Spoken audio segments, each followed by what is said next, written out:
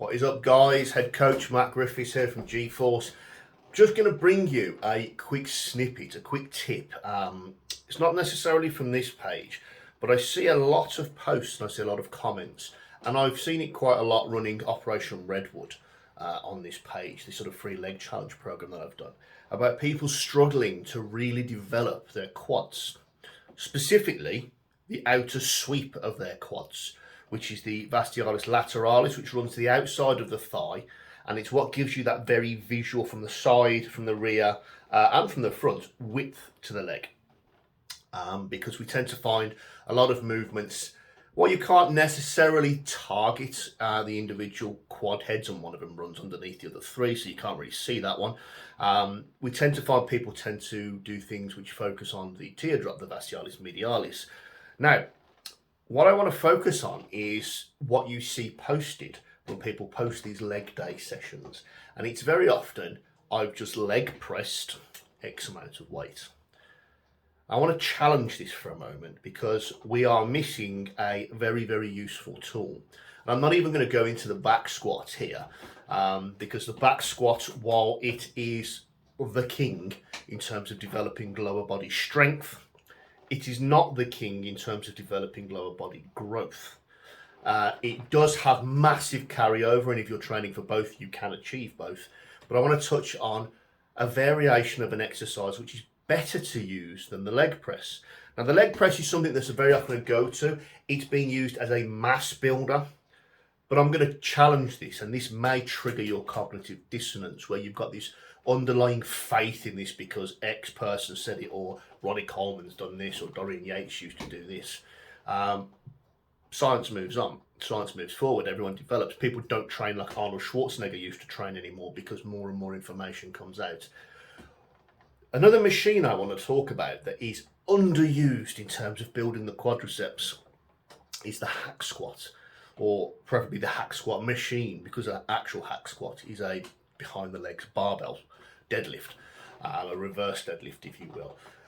Now, the reason why these two have differing results is quite straightforward, and I'm going to explain this to you.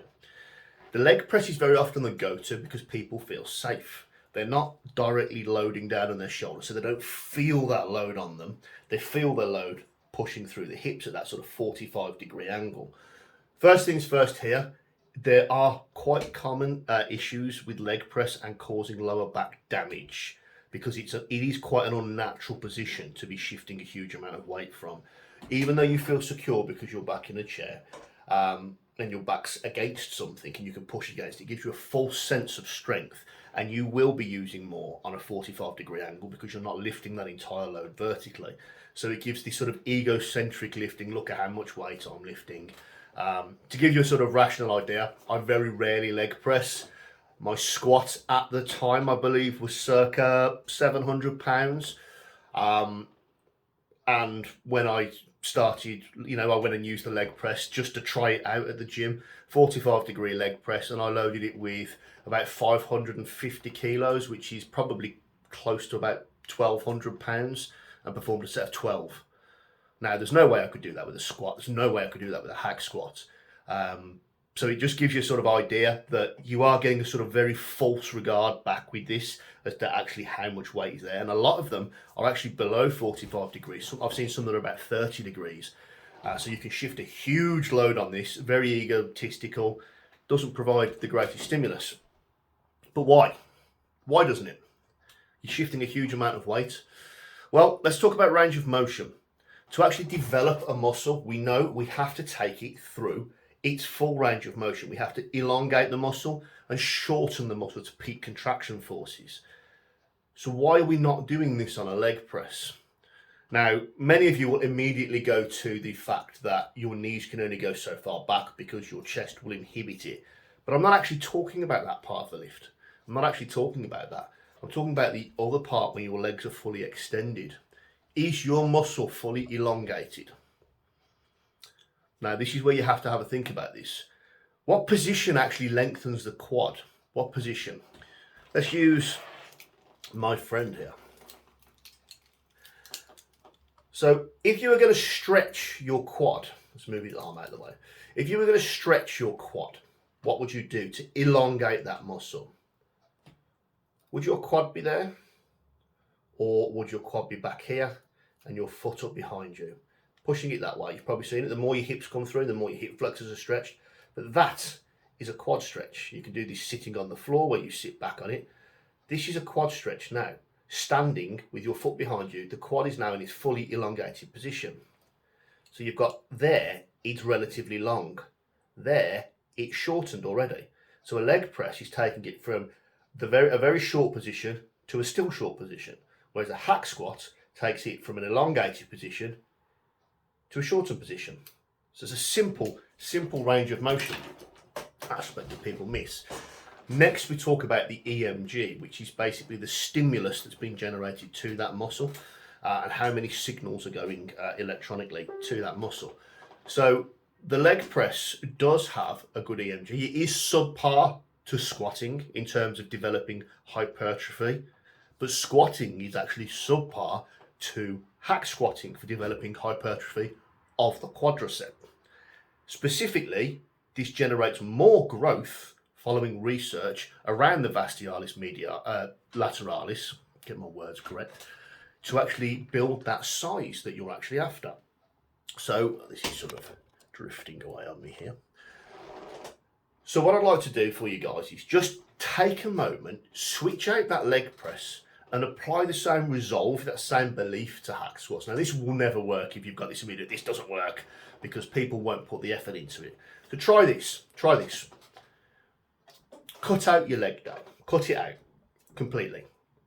And what you're going to do, go into the gym 4 days in a row, get on that hack squat machine, and all I want you to do, we're going to use a relatively lightweight.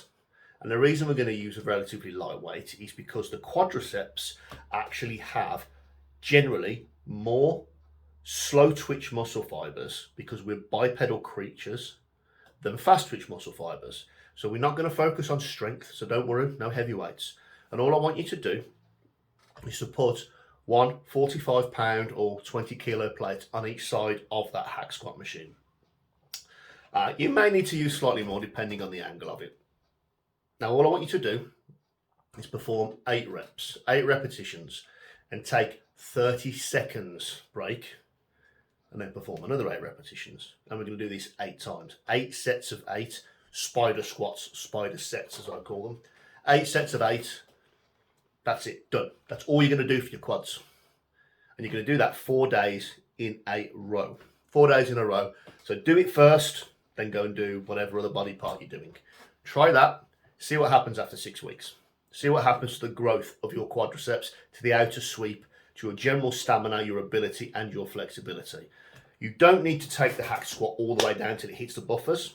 So just take it down so your hips are below the top surface of your knee. Your knee joint wants to be just below that 90-degree mark, and then come back up. This is the point of maximum EMG quad activation, and this is one of the prime movers for actual growth. This is what science and research tells us. I will share with you below this a picture of my own quads after performing this. Now I built up to doing sort of 3 plates aside, doing this movement constantly, 4 days in a row, 4 days in a row. The growth was absolutely ridiculous, but try it. It's hard. I'm not going to say it's going to be easy, but get in there, absolutely try this, watch the growth come. And this is because this is what research and science tells us actually works. So separate your emotion. You're going to have to be blank on that one. Come in, do these drills, let me know how you get on.